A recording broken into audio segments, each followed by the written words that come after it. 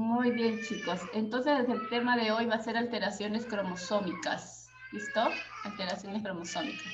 ¿Qué es una alteración cromosómica? Va a ser la alteración que va a suceder en el número o en la estructura de los cromosomas. O sea, la alteración que va a suceder, si normalmente el ser humano tiene que tener 46 cromosomas, ¿sí? En estas alteraciones va a tener menos o va a tener más. No va a tener el número 46, sino va a estar alterado en el número, o sea, en la cantidad de los cromosomas. O también puede estar alterado en la estructura. ¿Se acuerdan? Las partes de los cromosomas puede estar alterado ahí en alguna de las estructuras para que pueda suceder una alteración, ¿sí? Se debe a los errores durante la gametogénesis, o sea, durante la división celular llamado también meiosis. En esa división, cuando se junta el óvulo y el espermatozoide, en esa división, ahí es donde sucede la alteración cromosómica. Muchas de estas alteraciones no es hereditaria, o sea, no quiere decir que has pasado de generación en generación, sino se ha visto en, entre comillas, familias sanas han llegado a tener hijos con alteraciones cromosómicas. ¿Sí? Entonces veamos a ver algunos de ellos. Acá está. Empezamos por ellos. Por ejemplo, los niños con síndrome de Down, ¿sí? Los niños o las personas con síndrome de Down es una alteración cromosómica, ¿sí? No es hereditario, es una alteración cromosómica. La causa general va a ser por la aparición de un cromosoma de más, ¿sí? Uno más, que no debería de aparecer, pero hay en estos niños con síndrome de Down.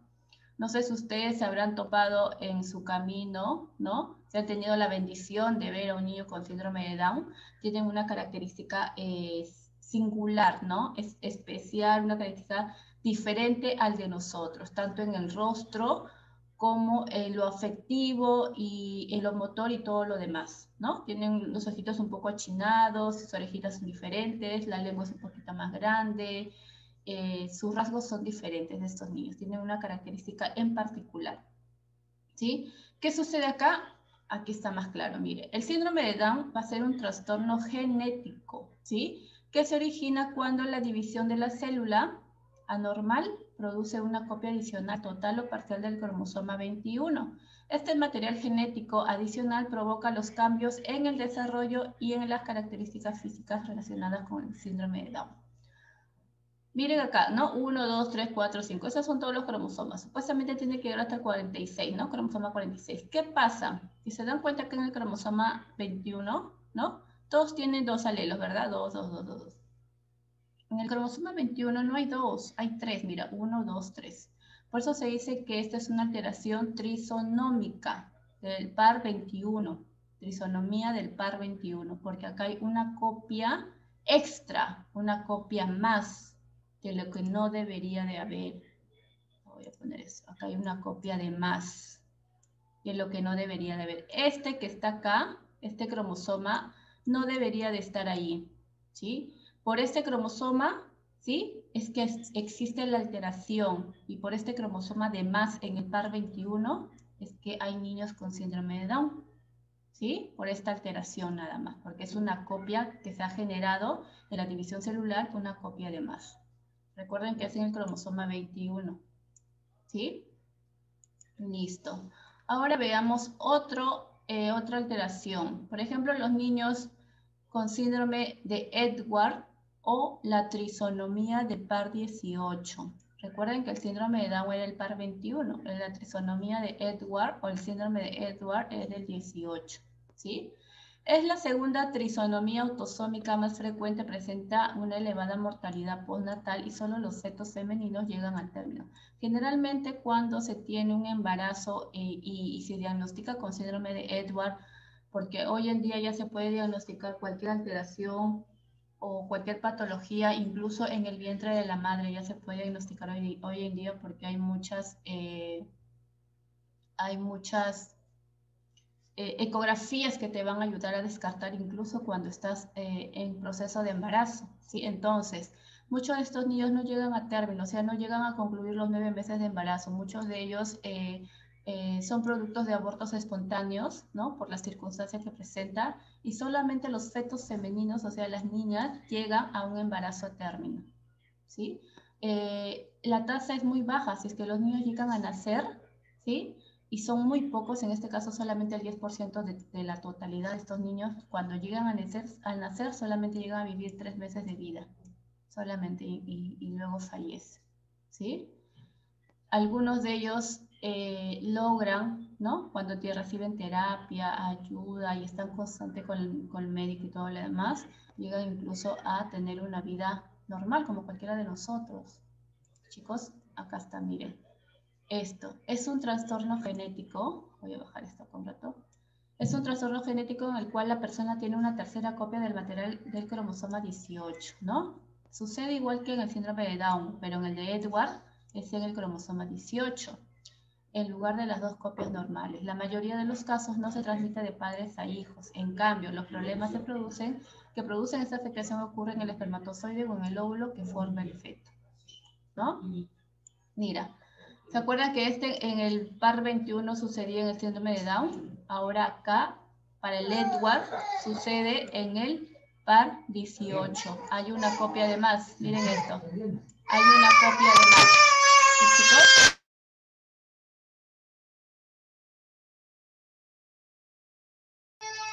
Hay una copia de más en el par 18. ¿Sí? Por eso sucede estos niños con síndrome de Edward.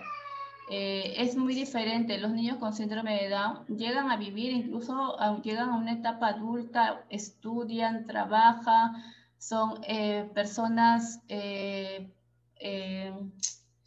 ayudan mucho a la sociedad, ¿no? Incluso hasta llegan a tener su propia carrera universitaria. Muchos de ellos logran objetivos grandes en la vida, incluso más que nosotros, ¿no? Por el hecho de que una persona tiene el síndrome de Down no es inferior a nosotros, incluso son superiores, ¿sí, chicos?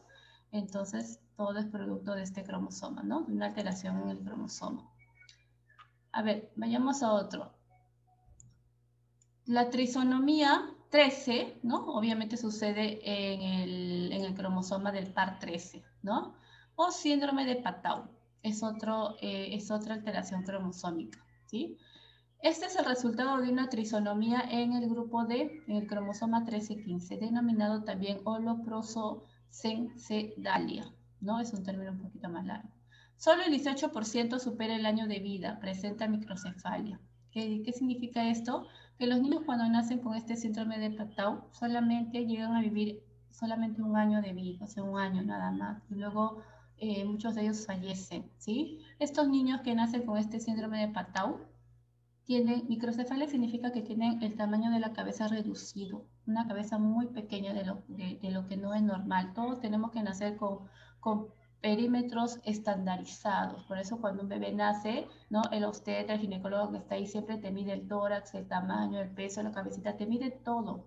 Entonces, estos niños tienen el tamaño de la cabecita reducido, ¿no? Pero por eso se dice que presenta microcefalia. Presentan labio leporino, miren su labio, no ha el surco, el canal del labio no ha sido cerrado en su desarrollo. Miren, todos estos canales tienen que ser cerrados durante el embarazo. Por este síndrome, por la afectación que tiene este cromosoma, no ha cerrado el labio leporino, tiene paladar hendido.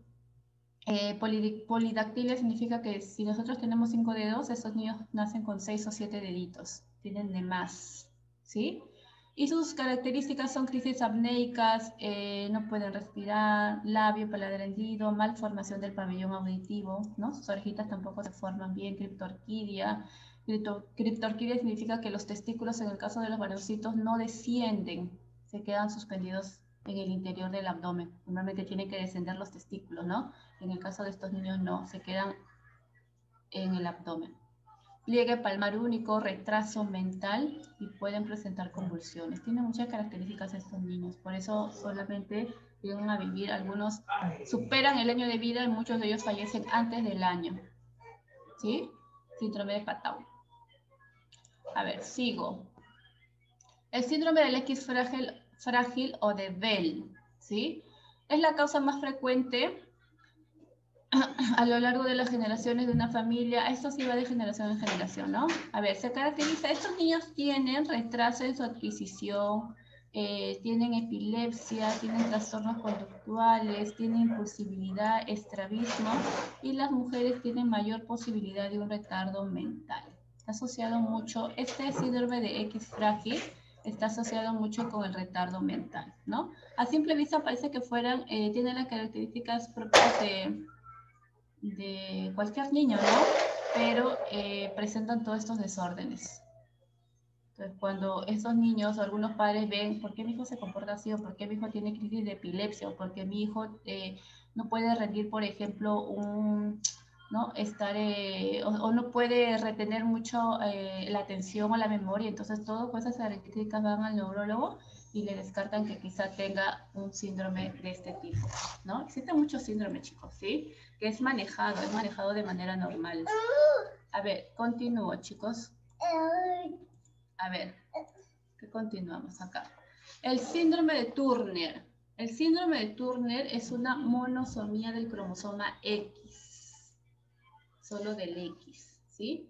El fenómeno de esta alteración cromosómica netamente femenino, solamente es para las mujeres, ¿sí? Para los hombres no, solo para las mujeres. ¿Qué pasa? ¿Qué sucede si hay una alteración en el cromosoma X? Las mujeres van a presentar una talla baja de lo normal, ¿no? Llegan a tener 15, 16 años, ¿no? Supuestamente a partir de los 11 o de los 12 años, para las mujeres ya tenemos que tener las características sexuales secundarias, que son agrandamiento de caderas, la voz un poco más fina, el aumento de las mamas, el vello púbico, ¿verdad? Esas son las características sexuales secundarias. En este caso, para estas mujeres que tienen el síndrome de Turner, no sucede eso.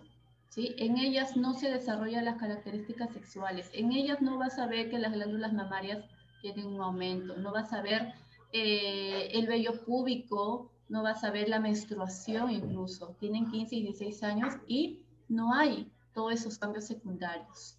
No hay, ¿sí? Entonces, por eso se dice que tienen síndrome de Turner, por alteración del cromosoma X. ¿Listo?